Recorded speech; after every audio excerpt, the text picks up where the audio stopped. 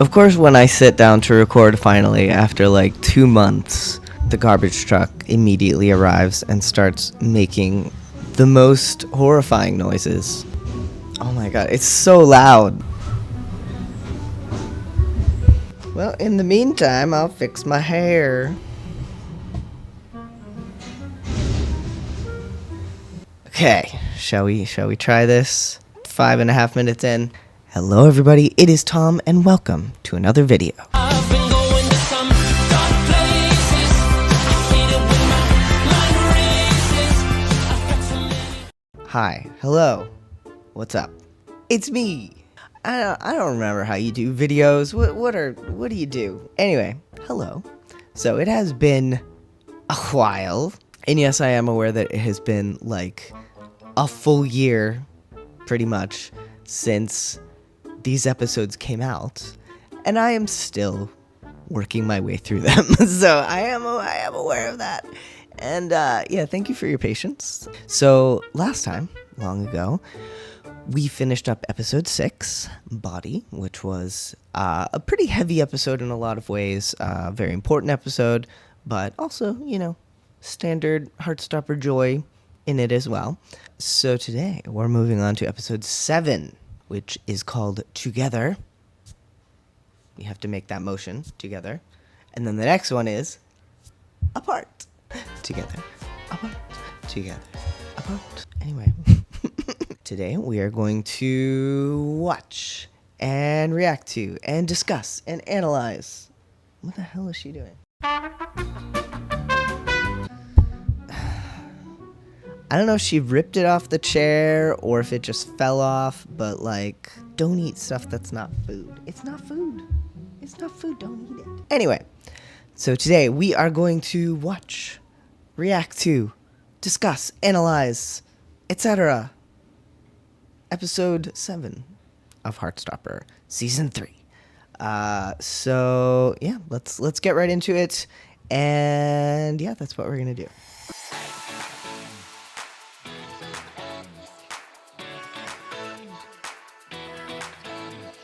Alright, so we have Tara doing her dancing, and then Nick looking at Charlie. Ugh, the way Nick looks at Charlie. Ugh, the way he looks at him. I like how this section is really, it's almost like from Nick's point of view, because we're always doing kind of the close-up on his face as he looks at Charlie and just seeing, like, the love in his eyes. Yeah, Nick looking at Charlie as he changes.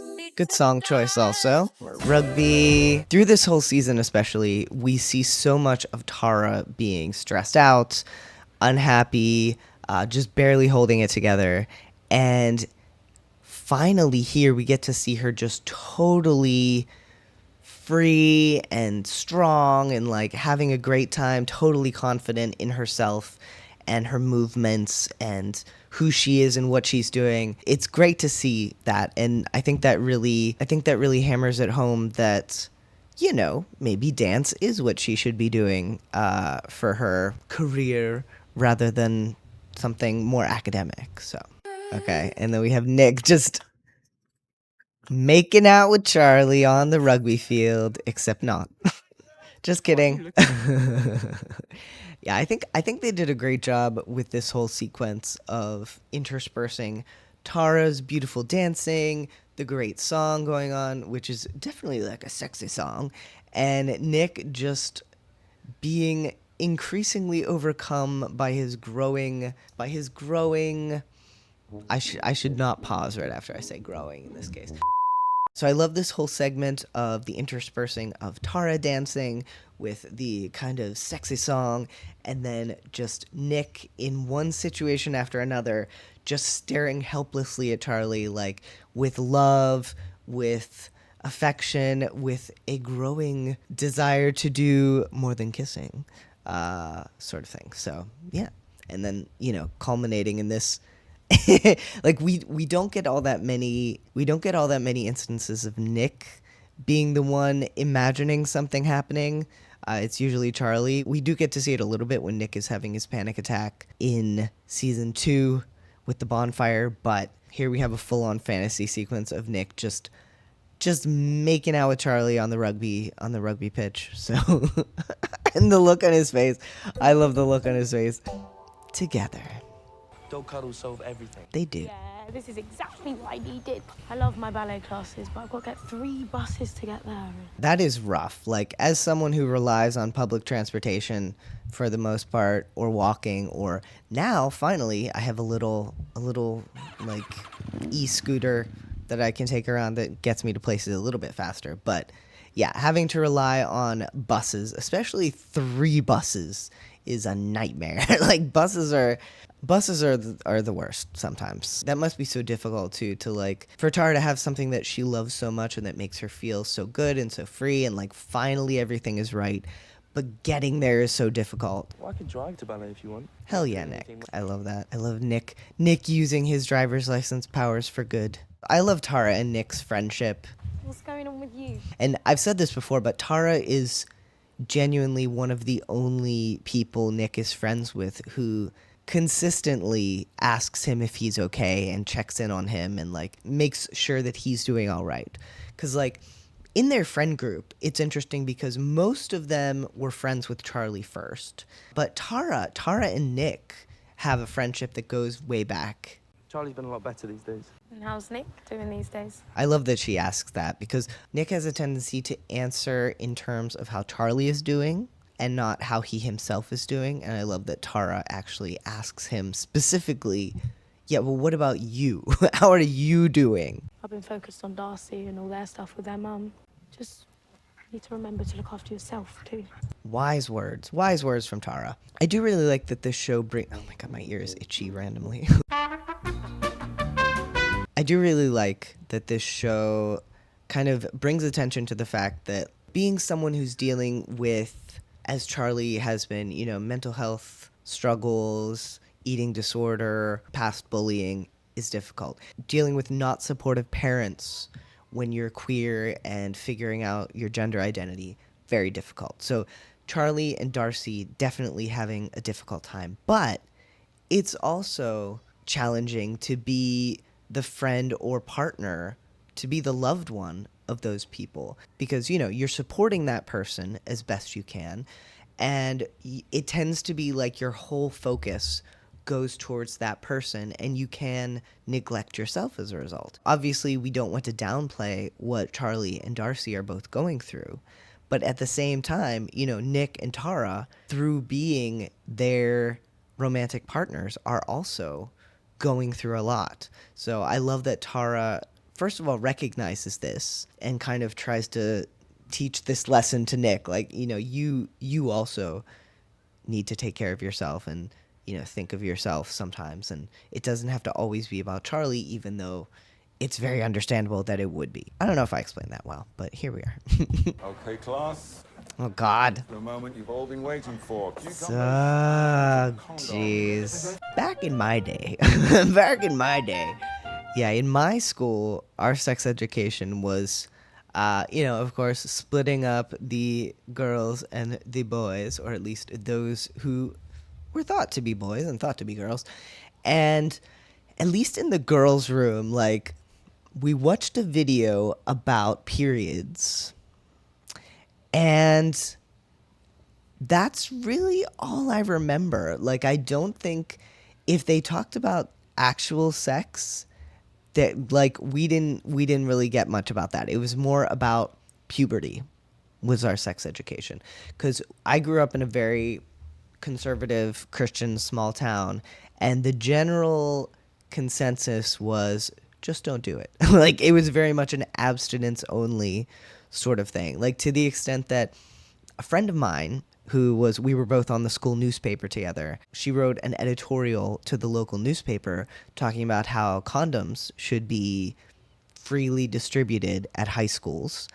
And she got so much hate mail from actual adult people who were like, you 16-year-old, you are the devil, you are evil, you are bad, you must, like, threats and everything because she dared to suggest this. So, like, abstinence only education. We did not put condoms on cucumbers. It was very much just focused on puberty and not on actual, like, what sex is or how to do it responsibly or anything like that, because teenagers shouldn't be having sex. We don't want to encourage them to have sex by telling them what sex is. So, yeah. Anyway, back to Heartstopper. And it's not exactly rocket science, is it? It's not exactly rocket science. How bad can it be? says Isaac, the arrow ace person.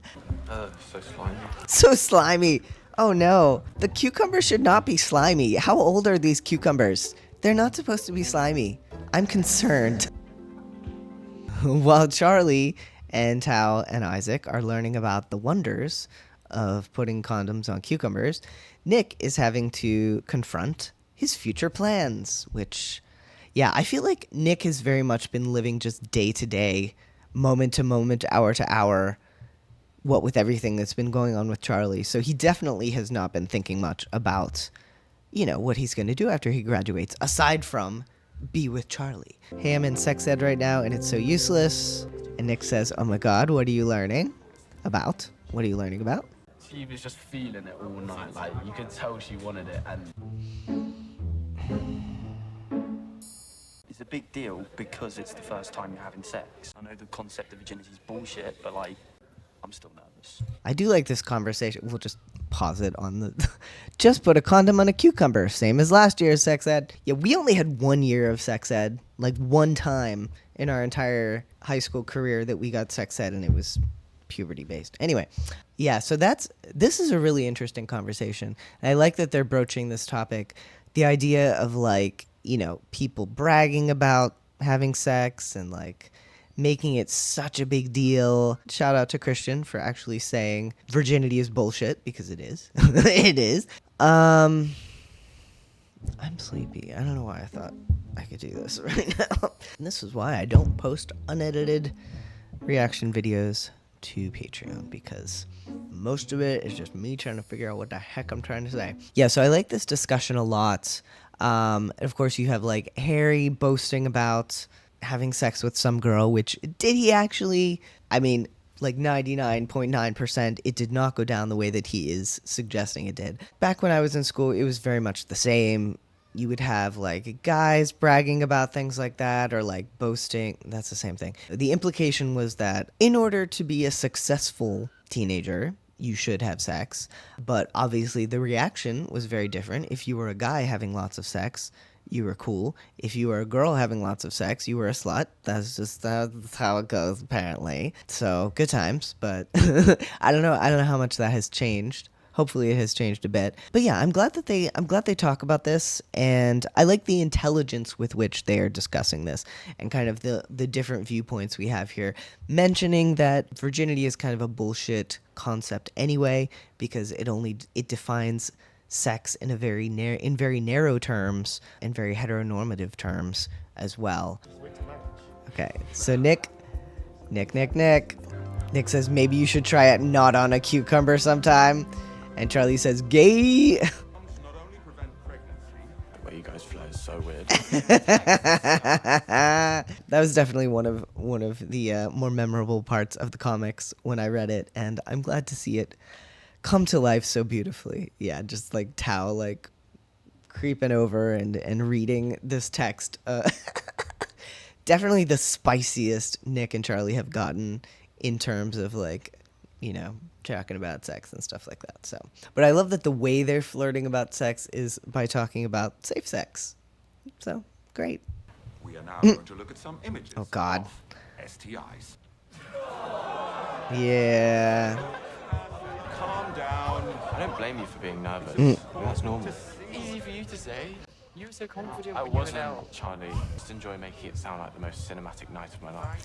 That's interesting too, that like even Tao was not immune to like playing up his first time as being like amazing and fantastic and perfect. Now obviously what Harry is doing is not quite the same, because he's like, yeah, she wanted it and blah blah blah, and I like figured why not. That was Harry. So the way that Harry is bragging about it is a different motivation and far grosser.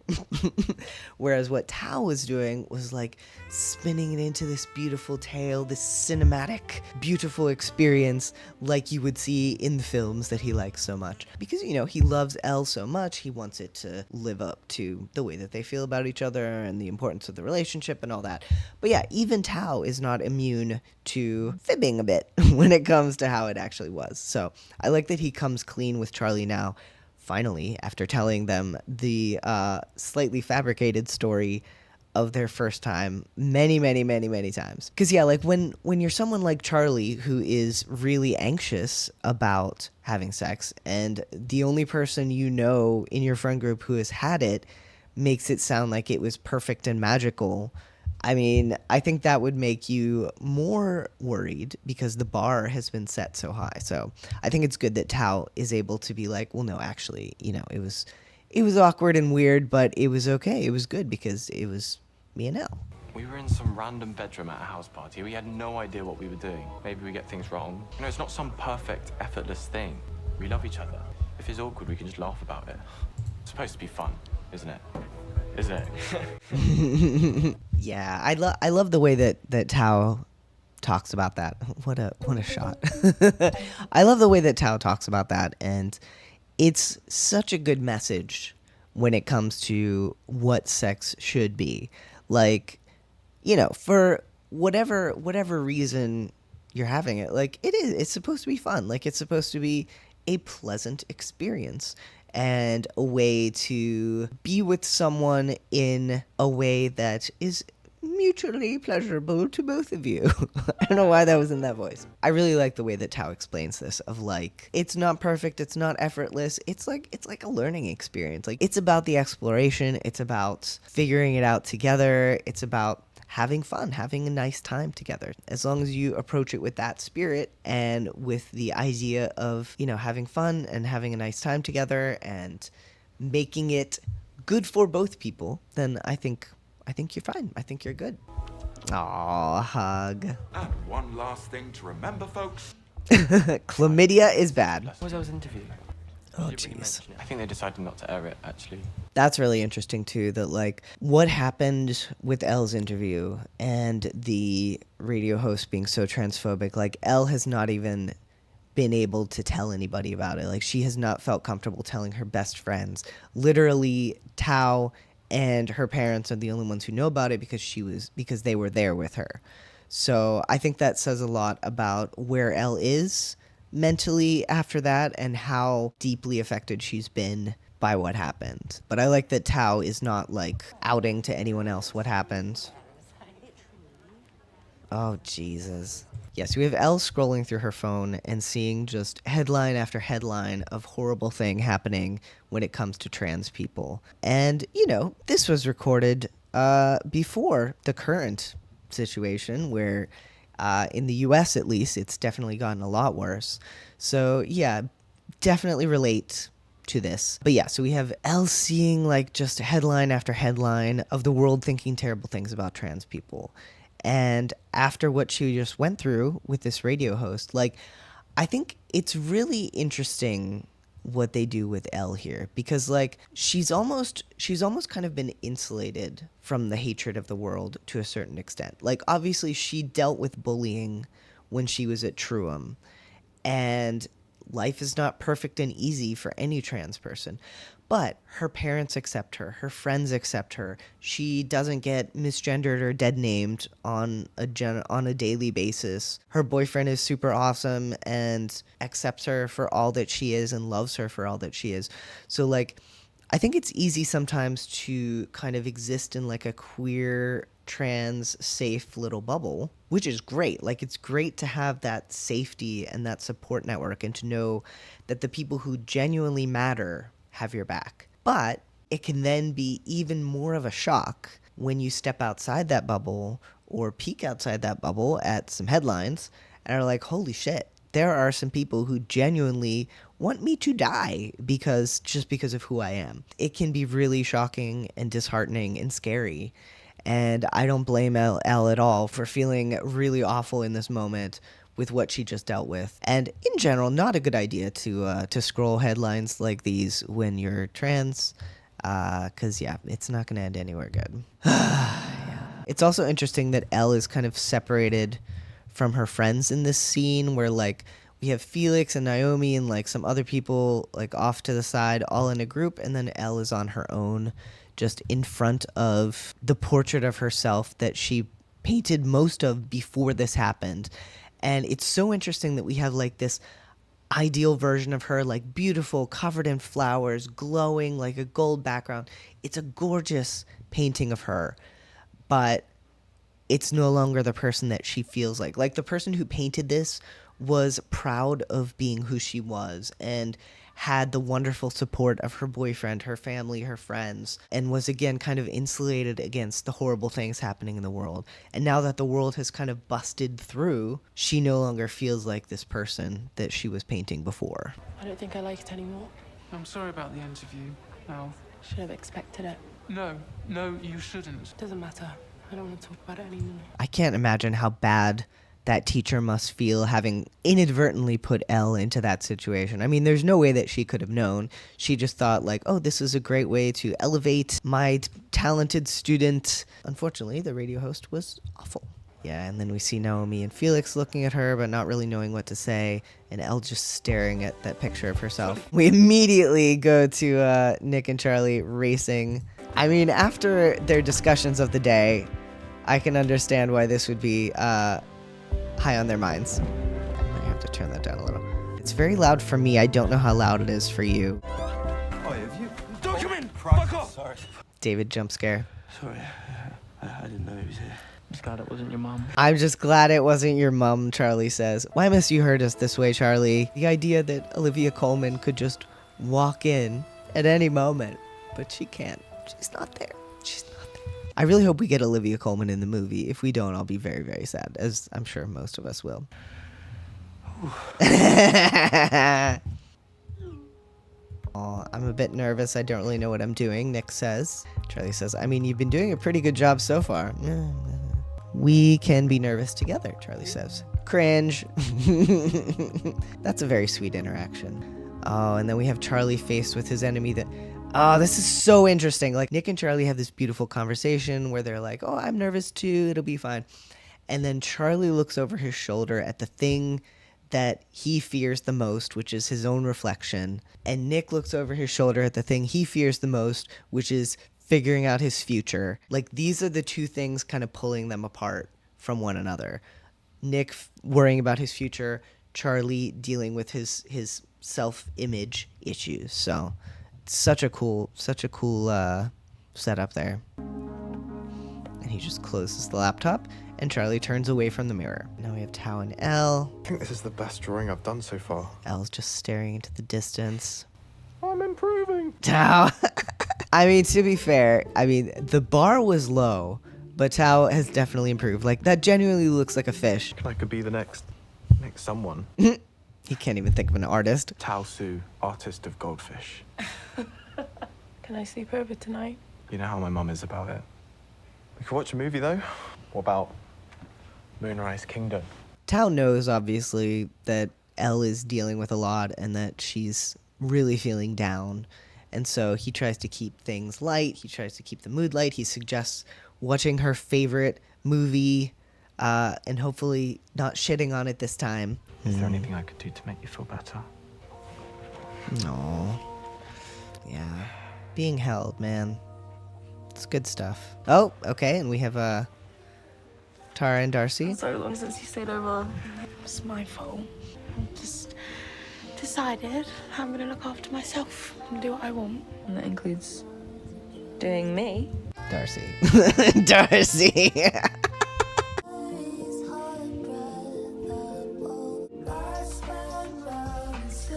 I really appreciate how positively they show sex in this show. It's shown at its kind of purest heart of being like a way of expressing love for someone and a way of just having fun, making someone feel good. It's shown in a very beautiful way, and that's very nice. Yeah, when I think back to like the before this season came out, how everyone was talking about what this season was going to be when it came to sex.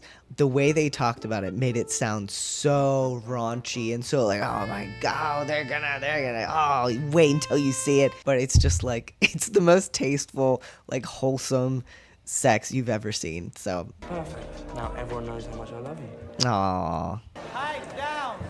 Mr. Farouk. Yeah, I know it's year 11's last Mr. day Ajayi. for study hall, but guess what? That's still one more day. You get it? I love the little secret smile between Mr. Ajayi and Mr. Farouk. Charlie, can I have a quick word before you go? I wanted to give you this. Painting starts in the autumn. I think you should apply. You're smart, you're a strong person, and I think you could do a lot of good for the kids at this school. I love this so much. Like, Mr. Ajayi has seen where Charlie started and where he is now and recognizes how much good he could do for kids at this school. Having dealt with bullying, having dealt with all he's dealt with and come out of it stronger, I love that Mr. Ajayi is able to see this potential in Charlie. Because, you know, Charlie would never have thought of it on his own and would never have been like, oh, maybe I should be in a leadership role. Like, never. That's the kind of thing that someone like Charlie needs to be told by someone else. So I'm so glad that Mr. Ajayi did that. Charlie, there are a lot of younger students who would find it inspiring to see you as head boy. Oh, little Mr. Farouk. It makes sense that Mr. Ajayi brings us up to Charlie and, you know, it's the kind of person he is. But to have Mr. Farouk even speak up and be like, no, actually, Charlie, like, you should do this. It would mean a lot to especially the younger kids. And then this flash to baby Farouk. It's so beautiful. It's so beautifully done. I love that Mr. Farouk is thinking about what it would have meant to him as a young, closeted, gay kid to have someone like Charlie in a leadership role. This really makes me think about how much Heartstopper means to us older queer folks, because we can think about, oh, if I had had this when I was this age, how much that would mean. So I really like that parallel there of what Charlie could do for the younger kids and what Heartstopper is doing now for younger folks. And we as older folks and Mr. Farouk, you know, we can, I lost track of it somewhere in there, but you know what I'm talking about. You know what I'm saying. Should we go for lunch? Yeah. Aww. You should post it on Instagram. Your followers will love it. We know you've been really down since that interview. Yeah, so I said earlier that only Tao and her parents knew what happened at the radio interview. I did not think about the fact that her friends at art school and, of course, the teacher know about what happened. But I was there to talk about my art. Have you spoken to anyone about it? Tao, maybe? He just can't properly understand. We might understand. I love too how we see, like, the way Elle is sitting is very, like, closed in on herself and her hands clasped in her lap.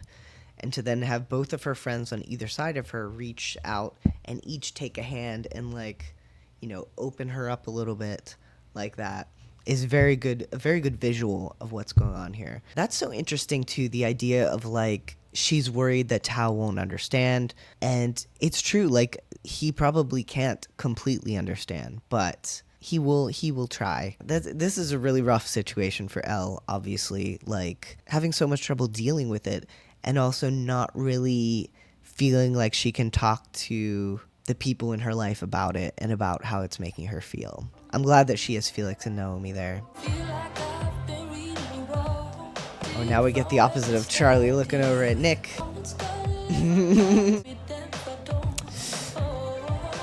That's another just really good use of the mirror here as Charlie's enemy, where, like, we see him looking at Nick and being like, oh, dang, Nick, look, ooh, sexy time. But then, again, Charlie turns around, the mirror is there. The mirror is always there. His self-image, his, you know, fear of Nick seeing his body just smacks him in the face again and drains away all the joy. Trying to peek. But Charlie turns his back on the mirror and no, Texas. But Charlie turns his back on the mirror and goes back to flirting with Nick. It's allowed. We're in love. I do love that line. It's allowed. We're in love. Of course, calling back to Nick saying that in an earlier episode. Rugby smooch. Maybe one night you could stay around mine, just us. I know my mum will be fine with it. Yeah, she will. She's not even there. Good luck getting Mum to agree to a boyfriend sleepover. I'll ask her when she's in a good mood. If you and Nick want to have sex, then you'll have sex. You don't need a sleepover to do that. Honestly, though, like, Michael is totally right. Like, My advice is to sneak out. My advice is that a sleepover is unnecessary for the activity in question. I hope you do get to have your sex sleepover. Thank you. Michael, can you stop talking about my brother having sex? I love Michael. I love Michael so much. But yeah, both of them are right. Sneaking out, probably a decent option in this case. Not needing to do it overnight. I mean, to be fair, they have been trying to do that, but it just has not worked out. Yeah, we're roughly halfway-ish through the episode, and based on how much trouble I'm having getting this one sentence out, it's probably a good idea to stop here. But we will pick up with the rest of the episode next time, which hopefully will not be too long in the future. Which hopefully will not be too far in the future, but we shall see. This is a really good episode. A lot of good stuff going on here. I think we get a lot of insight into what's going on with each of the characters and what they're all dealing with, and some really good positive views of sex, and just yeah, a banger episode. So yeah, we'll watch the rest of it next time. All right, so yeah, thank you so much for watching. If you have a sec, please like the video, please subscribe, please leave a comment. Comments are great. I love reading your comments. Huge thanks to our patrons who are amazing, fantastic, wonderful, awesome, stupendous. And a special shout out to our Nick Nelson members, Kent Smither. And a special shout out to our Nick Nelson members, Kent Smither, Paul Z, Kim Engel, Courtney McAlexander, Angela Moondragon, and Tanya. All right, that's going to do it for this video. Have a wonderful rest of your day or night or whatever time of day it may happen to be. And I'll see you next time. Okay?